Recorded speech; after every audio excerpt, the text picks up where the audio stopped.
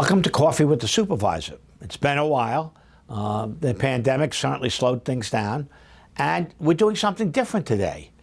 I have a wonderful guest, but he's not in the studio. We're doing this via Zoom, and this is the first time we've done this, so we're staying socially distant, but I think you'll find the program extremely informative. And my guest today is Robert DiGiovanni, and he is the executive director and the chief scientist for the Atlantic Marine Conservation Society. And we're going to find out a little bit about what the society does. One of the people I keep being informed of this is my chief of staff, Emily Pines, who sits on the board over there. So, Rob, welcome. And thank you for Zooming in and letting us know a little bit about what the society does. Now, this is a society that is concerned about marine mammals, specifically whales, seals, sea turtles. Did I miss anyone? Seals, sea turtles, whales, and dolphins. So yes. That's it. So thank you for having me. Absolutely. And this is a good time to have you because we're doing this in December, right before Christmas. And usually in the winter, we see a lot of stunned sea turtles that for one reason or another did not head south when the cold weather started to come in. So tell us a little bit about what the society does. You do extremely important work in trying to save, preserve, and ensure habitat for the sea mammals that I just talked about. Yes, thank you. So as you said, one of the things that we encounter in the fall is that obviously the temperatures drop and the water temperature will drop as well. And if the sea turtles that we have up in our waters here off of New York or off of New England drop below 50 degrees Fahrenheit, these animals, these turtles will actually become hypothermic, or we call it cold stunning. And what happens is they slow down their body functions and then they will actually wash up on our beaches. And so one of the things that we do as a society with our network partners from New England Aquarium to marine rescue programs all around up and down the coast is we encourage the public to actually go out and walk the beaches looking for these animals if they wash up. And then if they see them, especially in New York, to call our hotline number, which is the 631-369-9829 number, and call and talk to one of the biologists, and they'll tell you what to do or basically what not to do. And these animals that wash up could actually not show any outward signs of life, but actually be alive because they're hypothermic. So it's really important this time of year to get out there. And the interesting part with all of the things we've dealt with this year with the pandemic and social distancing, it's one of the events that you can do and social distance because you're out on a beach, you can be out away from the group and you can still go out and try to help wildlife. So it's important to know that these animals can come up in the fall and be on our beaches and be in need of help. So it's a really, we've done this a number of times. We've done it with many people that go out there. It's a healthy day out at the beach because you're walking, you're getting exercise, and you might be able to save an animal. That's great. In fact, what we're going to do, Jack, who runs our public information office, will make sure that number is up under us as we speak so people know who to call. Now, they call that number, they report, there's a sea turtle or a seal that has washed up. You guys send someone out? Yes, there's actually two organizations that in New York. We're fortunate that we have more help than we had for the last 20 years. We have two groups that do work like ours, and we kind of divide up which group goes to what type of response. The Atlantic Marine Conservation Society focuses predominantly on large whales, trying to understand why these animals wash up dead, and also preparing for major events such as are building a triage facility so that if animals are coming in at such a higher rate than we would normally expect, there's really, we've all talked about this, we've heard about need for hospital beds and extra space. Well, that's what we do, is we provide that emergency response in that avenue. And just recently, we were able to help our partners up in New England Aquarium. They had a number of cold stunned sea turtles that came up in Cape Cod, and those animals they have over 500 animals now as we speak that have come up and have been transferred all around the country. They flew some out to Texas, to Florida, and to New York here. And about a week ago, we received 20 Kemp's Ridley sea turtles, which are endangered species, to our facility, where we're trying to nurse them back to health and trying to get them what I always say is operating speed, which means that they're up and they're swimming around, they're feeding, and they're doing what a turtle would normally do. And so our goal is to provide that initial triage care so that we can stabilize those animals. And if there's a longer term care facility down the chain, if you will, because we are a network. So if there's space that opens up down in Florida or Texas, then we can move these animals out for them to continue their care. Or if these animals progress fast enough, then we can actually move them down south and release them back out into the wild. And they're released down south, or they're released in the springtime up here? They could be released in the springtime here. Right now, because we have so many animals, the question is, the very simple question is, not every patient is the same and not every animal is exactly the same. So what we have is, some animals might come in and might be critical, and then they progress a little bit faster. And if we can get those animals ready to be rehabilitated and released sooner, then we'll move them out. We can move them down south to where the waters are warmer and release them. If animals have to stay here longer because of their care, then they would be released later and later in the season. And we usually start to see sea turtles. It's a little difficult to say, but we will see them starting in June, late June, July, August, and September are really when we start to see our turtles up in here. So those are the times when we would be releasing them. Wow. Now you're based in Hampton Bays. We're actually, our office, one office is in Hampton Bays, and then we have a warehouse in West Hampton Beach that's near the airport. So for this transport, it was really convenient because we were able to work with a group called Turtles Fly 2, which is a volunteer group that flew the turtles from New England Aquarium to the airport here in West Hampton Beach, and then we were able to pick them up there and bring them to our facility. So we were able to get them care as quickly as possible. Great. You know, one of the things that people have noticed is that we're seeing a lot more whales than we have in the past. In fact, there was a very sad case of a whale that got misdirected and wound up in Moriches Bay that could not find its way out. And a lot of people were extremely critical of NOAA because they did not do enough. And eventually, at the end, the whale had to be put down. You, on the other hand, rescued a whale. I think it was July 27th of this year. There was a whale in the Ambrose Channel, which is the major shipping channel to New York Harbor, in which there was a whale that wasn't moving much, kind of stuck, just had its nose up for air. And people said, is it entangled? And you responded to that. Tell us a little bit about that story.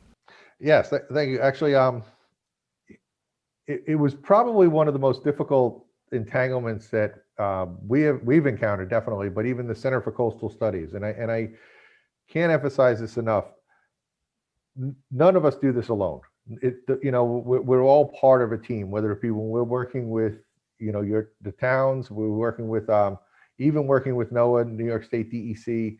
There's also a group called the Center for Coastal Studies, which are the experts on disentanglement. And so we work closely with them. We received the call that there was an animal and they thought it was entangled. And so I was able to go out with the New York State DEC Marine Patrol, and we were able to assess the animal. And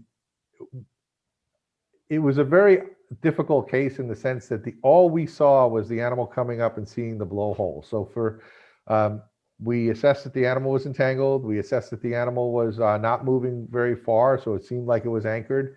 And so we started to put all of the pieces together to try and bring together what turned out to be a major disentanglement effort, which lasted 4 days. I mean, it started from us assessing that the animal was entangled, assessing the magnitude of the entanglement, and what was very sad about it for me in hindsight, when we finally got to day 3 and we were able to, with the help of the Army Corps of Engineers and Monmouth University sent out one of their research vessels, we were able to grapple the gear that was actually on the bottom, still attached to the fluke of the whale and went all the way down 70 feet below to the bottom. It's when we realized that that was actually holding the animal almost vertical in the water. So it was basically just coming up and taking a breath and then floating back down and waiting. And that's what it was, basically treading water for days. When we finally were able to pull that up to the surface to try and give the Center for Coastal Studies disentanglement team more access to the back portion of the whale, or the flukes, to try and disentangle the animal, was the first time that we actually saw the dorsal fin and the back end of the animal. Now, that was like 2 tons of gear that this poor whale got entangled in, attached to the floor, the sea floor there, 70 feet deep, holding the animal down. So many times animals come into contact with human beings, and it's not always a positive exchange. And the benefit, and this is where I look at this, the Atlantic Marine Conservation Society was formed in 2016 with the intent to address these major issues and look at what happens when we come up with unusual cases, and how do we constantly learn. So we're always going to be improving or growing. And but what was interesting to me, and what I thought was really a good testament to us being in the right place, is that this animal was born in 2016 as well. So I mean, here we have an animal that was 4 years old, being helped by an organization that had really come into play to be at least present to try and provide the best care that we could. And this was a difficult case all around. I mean, our partner Scott, who led the Center for Coastal Studies team, I mean, these guys did an amazing job in just being able to coordinate with the Army Corps of Engineers. We had New York State DEC. We had about 6 boats out there at one time trying to help this animal. So it does take a lot of effort in order to be able to do this. But then, we all think about how great it is, and it's a great feeling. But all of a sudden we heard over the radio, it's free, it's free, it's free. And it basically just swam away, and that was it. And later on, there was... He was happy. Yep. And it was seen later. It was actually, that's the interesting part too, is that other groups that are out looking at whales up along the South Shore opportunistically, they were able to see the animal. It was Coastal Research and Education Society of Long Island actually spotted the animal off of Montauk swimming freely. So that's a really great feeling, great success story. You don't get a lot of wins, but when you do, it's a great feeling. That is a good feeling. And the same thing with seals. More and more, we're seeing seals. I had an opportunity several years ago. I tried to get, at the time I was a county legislator for the East End, and I tried to get the county interested in taking over Little Gull Island. As you know, when you leave Orient Point, you've got Plum Island, then Great Gull, and then Little Gull. And Little Gull had this lighthouse there that survived the '38 storm. And apparently the federal government was accessing it, and I tried to get the county interested in purchasing it. They did not. But we went out there to visit the site. The sheriff has a boat and was kind enough to take us out there. First of all, you know why it's called Great Gull and Little Gull. Gulls were all over. We had to be very careful where we walked, covered the entire island. But the one thing on the rocks on, I guess, the eastern shore, were covered with large seals, all sunning themselves, because we went in the summer, obviously. We weren't going to test it out in the middle of December. But it was amazing. I'm talking there had to be 20 to 30 seals just sunning themselves on the rocks there. And what we forget is there is a natural world that we live in. And despite the crush of the city and suburbia, there is still a natural world.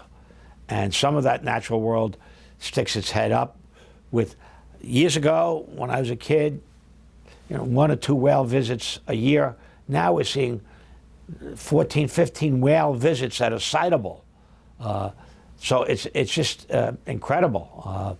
And that your society is dedicated to ensuring that these marine mammals survive their encounter with the human race.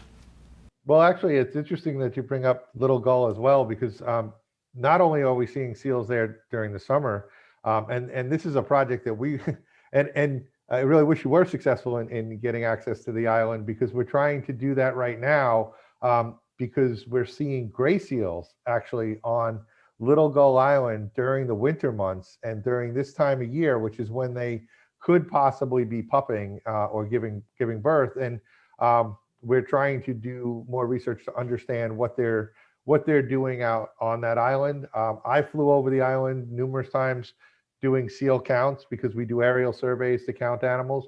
And one time that I flew, we had over 520 animals that were hauled out on the rocks there. So we are seeing major changes, and I think that it's important for us to get a better understanding of what these animals are doing and how they're using these habitats, because I mean, we live in a great place, and we have a lot of it's not these things happen someplace else. These things happen here as well. So whether it be seals, whales, or dolphins, what we're seeing is kind of a resurgence to what we probably saw hundreds of years ago when people first came here, which is why people would come to these areas and say, hey, look, there's a lot of life here. And now we're starting to see that. So that's a very exciting time. It also does bring some negatives and threats, and that's what we have to keep an eye on to make sure that we can do the best to live with these animals.